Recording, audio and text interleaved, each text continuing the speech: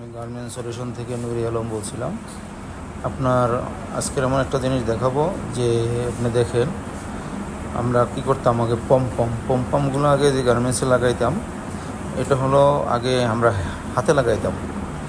আগে কি করতাম আমরা গার্মেন্টস তৈরি করে জমাইয়া পরে হলো অনেকগুলো লোক লাগাইতাম, যে লোক লাগাইলে তারা কি করতো এগুলা সুই সুতা দিয়ে আমরা লাগাইতাম। তাতে কী হতো, মেটাল ডিরেক্টর মেশিন বা প্রোডাক্ট সেফটির একটা ইস্যু ছিল।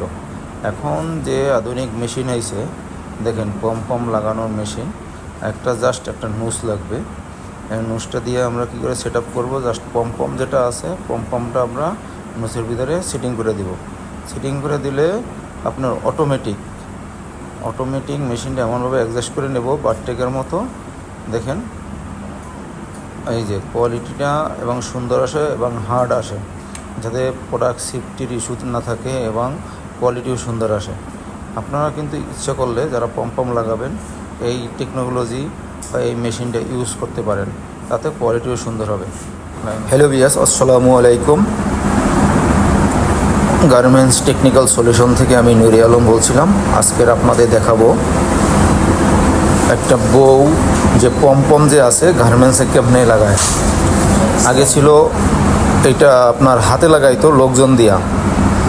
গার্মেন্টস কি করতো, সব গার্মেন্টস জমাইয়া তারপরে এই যে পম যে আছে পম্পস আর এক জায়গাতে নিয়ে এসে পরে এইটা বানাইতো। এখন দেখেন এটা অটোমেটিক কি মেশিন হয়ে গেছে। দেখেন এটা পম কি করে ওটার ভিতরে ঢুকাই দিয়া জাস্ট আপনি শুধু একটা ফোল্ডার বানাবেন, ফোল্ডার বানাইয়া এই পমটা যে আছে এটার ভিতরে ঢুকাই দিবেন। আপনার একদম ইজি। যদি আপনাদের এই যে পম যদি সমস্যা থাকে লাগানো, তাহলে অবশ্যই এই মেশিনটা ইউজ করতে পারেন আপনারা। এবং কোয়ালিটি সুন্দর হয়, কোয়ান্টিটি সুন্দর হয় এবং পজিশন সুন্দর হয়। আর আপনারা দেখেন অনেক মেয়েরা আছে যারা লাগাইলে ওকে আছে।